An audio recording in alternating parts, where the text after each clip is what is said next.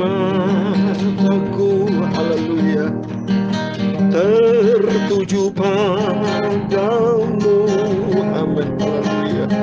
Segenap hidupku, haleluya, ku serahkan padamu, amin, haleluya. Bimbing aku, haleluya, masuk rencanamu, haleluya. Ku membesarkan kerajaanmu, haleluya. Ku mau mengikuti, haleluya, kehendak-Mu ya Bapa, haleluya. Ku mau selalu menyenangkan hati-Mu, amin, haleluya. Mataku, haleluya, ku serahkan padamu, haleluya. Ku mau mengikuti, haleluya, kehendak-Mu ya Tuhan Yesus, amin, haleluya. Bimbing aku, haleluya, masuk rencana-Mu, haleluya. Ku membesarkan kerajaan-Mu, haleluya. Ku mau mengikuti, haleluya, kehendak-Mu ya Bapa, haleluya. Ku mau selalu menyenangkan hati-Mu, amin, haleluya. Di dalam 2 Tawarik pasal 20 ayat 12, ya Allah kami, tidakkah Engkau akan hukum mereka? Karena kami tidak punya kekuatan apapun untuk menghadapi laskar yang besar itu yang datang menyerang kami. Kami tidak tahu apa yang harus kami lakukan, tetapi mata kami tertuju kepada-Mu. Kami berharap selalu kepada-Mu, Tuhan Yesus, untuk mengikuti, haleluya, kehendak-Mu ya Bapa, haleluya. Ku mau selalu menyenangkan hati-Mu, amin, haleluya. Ya Tuhan, punya-Mulah kebesaran dan kejayaan, kehormatan, kemasyhuran dan keagungan. Ya segala-galanya yang ada di langit dan di bumi, ya Tuhan, punya-Mulah kerajaan, dan Kau yang tertinggi itu melebihi segala-galanya sebagai kepala. Sebab kekayaan dan kemuliaan berasal daripada-Mu, dan Kau-lah yang berkuasa atas segala-galanya. Dalam tangan-Mu-lah kekuatan dan kejayaan, amin, haleluya. Dalam tangan-Mu-lah kuasa membesarkan dan mengokohkan atas segala-galanya. Sekarang ya Tuhan Yesus Bapa kami bersyukur kepada-Mu dan memuji nama-Mu yang agung, itu sempurna Engkau. Kami mau selalu ikut Engkau Bapa.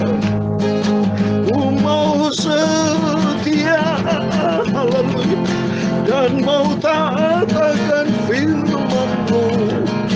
Pakailah Tuhan Yesus seluruh hidupku Bapa, haleluya, untuk menjadi kemuliaan nama-Mu, amin, haleluya.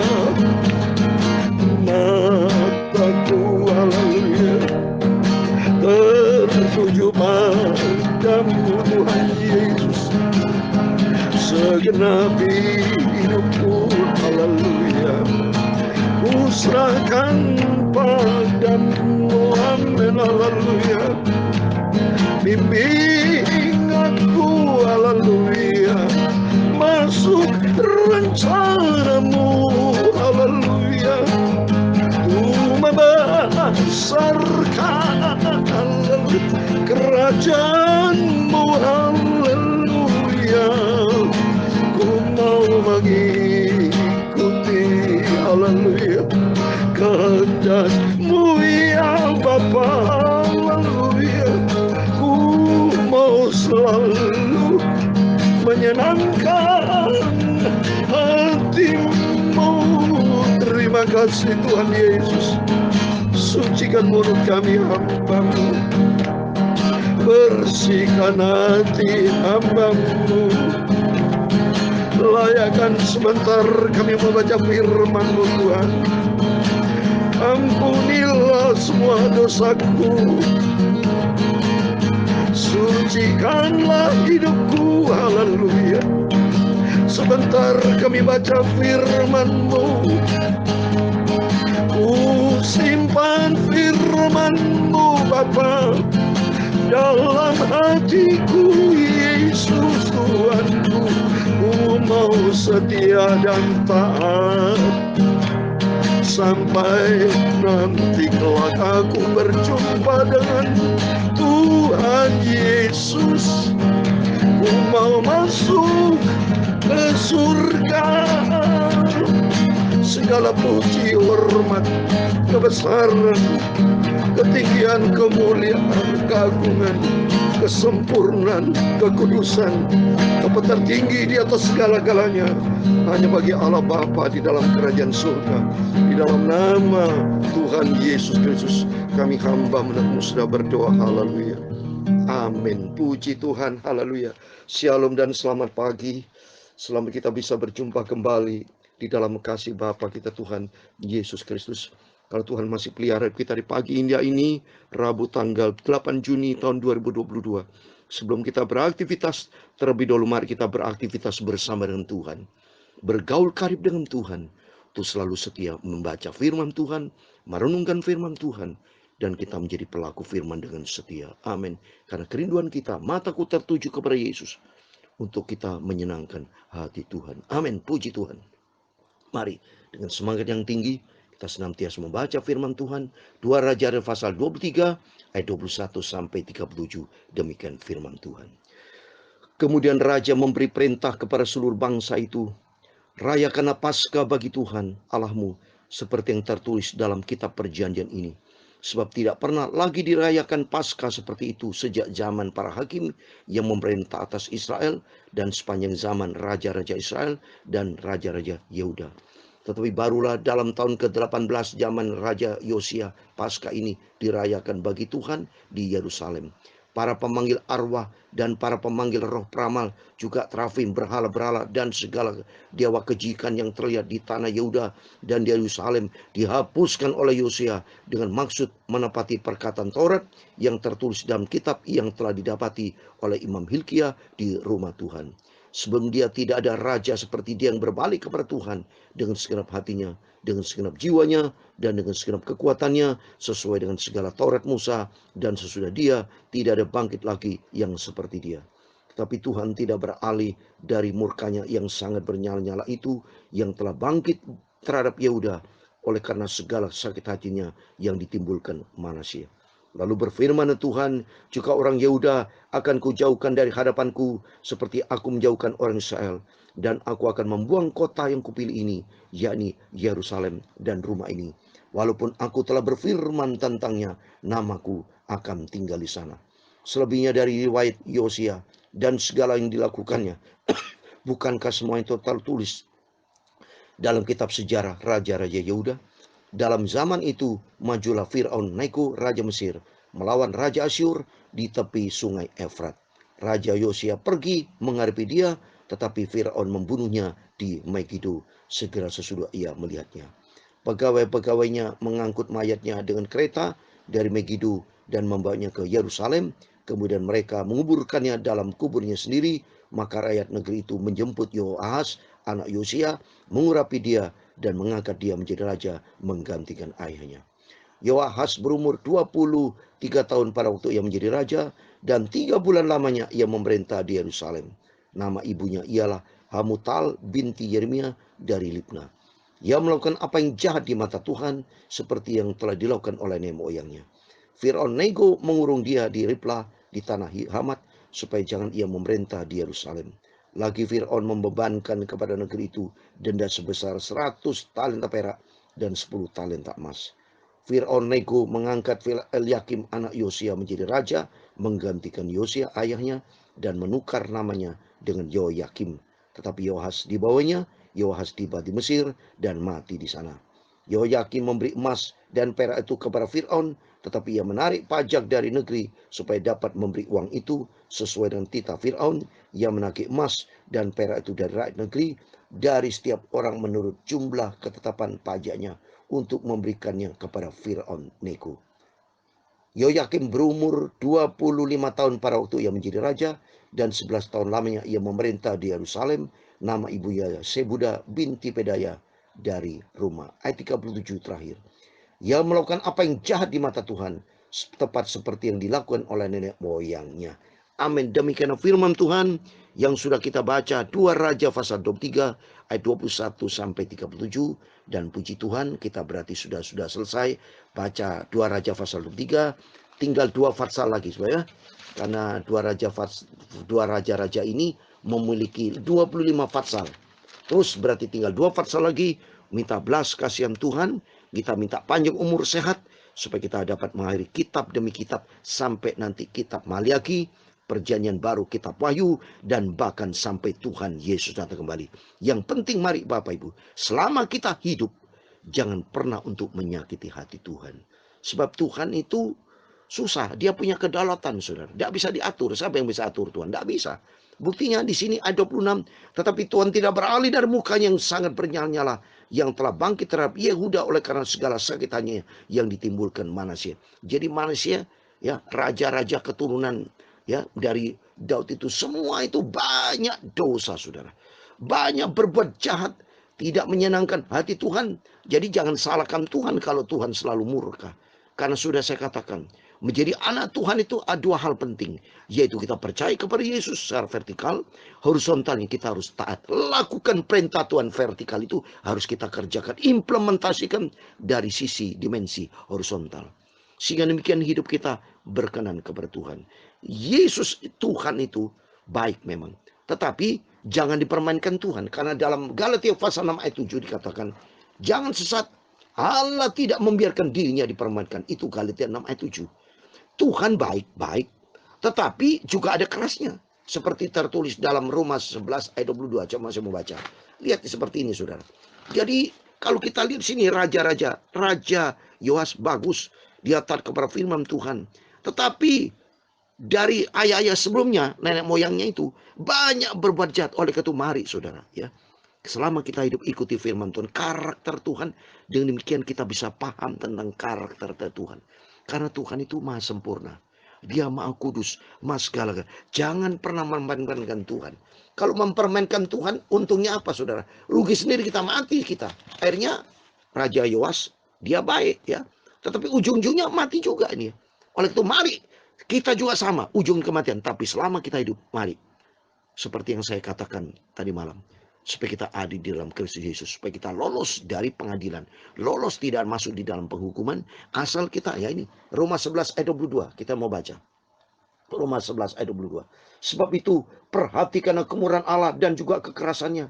Itu kekerasan orang-orang telah jatuh, tapi atas kamu kemurahannya, yaitu jika kamu tetap dalam kemurahannya. Jika tidak, kamu akan dipotong juga. Takut, saudara, kita punya kuasa apa bila berani melawan Tuhan? Tidak bisa. Yang penting di sini kita punya tahu persis, ya, firman Tuhan yang sudah kita baca, tahu persis sifat Tuhan. Jangan sesat, jangan pernah mempermainkan Tuhan. Yang penting kalau firman Tuhan katakan A, ya kita lakukan A. Seperti kita beribadah kepada Tuhan, beribadah, jangan berbuat dosa. Jangan nyakiti hati Tuhan. Kemarin saya sudah jelaskan, jangan pernah membuat patung, dewa, membuat berhala. Jangan nomor 2kan Tuhan, tapi tempatkan Tuhan di atas segala-galanya. supaya hidup kita menyenangkan hati Tuhan. Percuma. Kalau perhatikan di sini, perhatikan kemurahan Allah juga kekerasannya. Kalau kita mempermainkan Tuhan, dipotong juga, apa yang bisa kita lawan? Seperti contoh Ananias Sapira, saudara.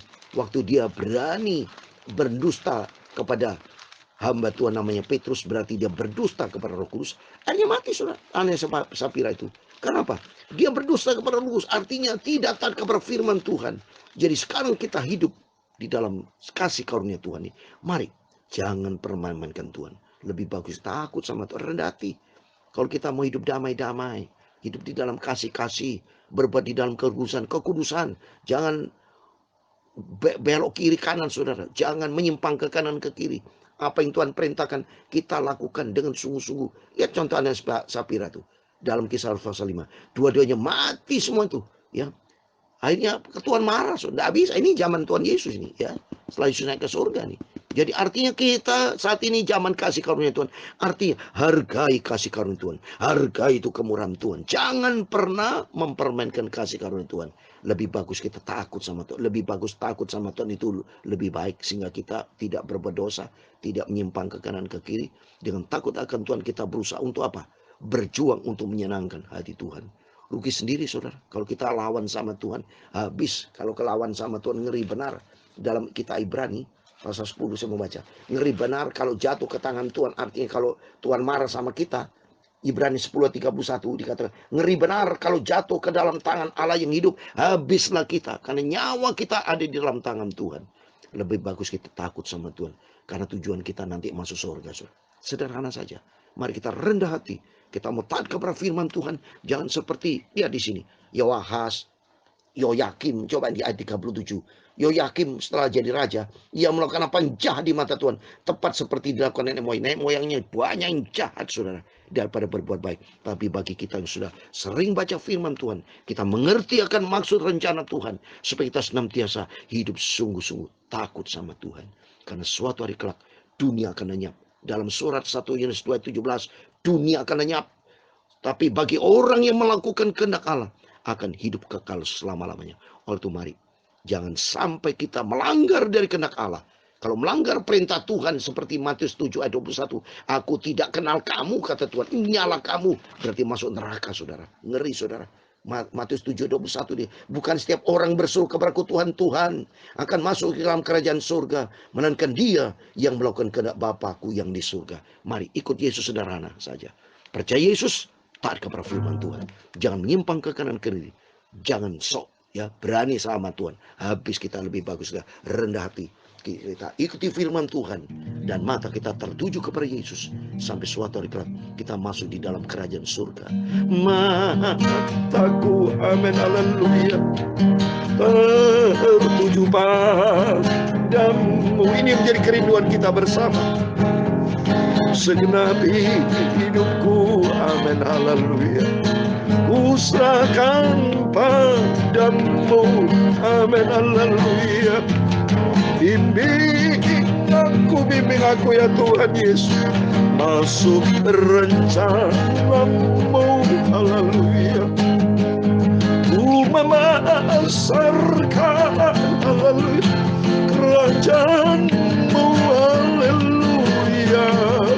Ku mau mengikuti, haleluya, kehendak-Mu ya Bapakku Tuhan Yesus. Ku mau selalu menyenangkan hati-Mu, amin, haleluya. Ku mau mengikuti, haleluya, kehendak-Mu ya Bapa. Ku mau selalu menyenangkan hati-Mu, haleluya. Ku mau selalu menyenangkan hati Tuhan Yesus, amin. Tuhan memberkati engkau dan melindungi engkau. Tuhan menyinari engkau dengan wajah-Nya dan memberi engkau kasih karunia. Tuhan menghadapkan wajahnya kepadamu dan memberi engkau damai sejahtera. Bapa kami yang di surga, dikuduskan namamu. Datanglah kerajaanmu, jadilah kehendak-mu di bumi seperti di surga. Berikan kami pada hari ini makanan kami secukupnya, dan ampunilah kami akan kesalahan kami, seperti kami juga mengampuni orang bersalah kepada kami. Dan janganlah membawa kami ke dalam pencobaan, tetapi lepaskanlah kami daripada yang jahat, karena engkaulah yang mempunyai kerajaan dan kuasa dan kemuliaan sampai selama-lamanya. Amin. Puji Tuhan, selamat pagi, selamat beraktivitas. Jangan lupa, mari kita ikuti kehendak Tuhan, hidup di dalam kebenaran firman Tuhan, sampai langkah kita terakhir, masuk layak dalam kerajaan surga, kekal buat selama-lamanya. Amin. Tuhan memberkati, Tuhan bersama kita.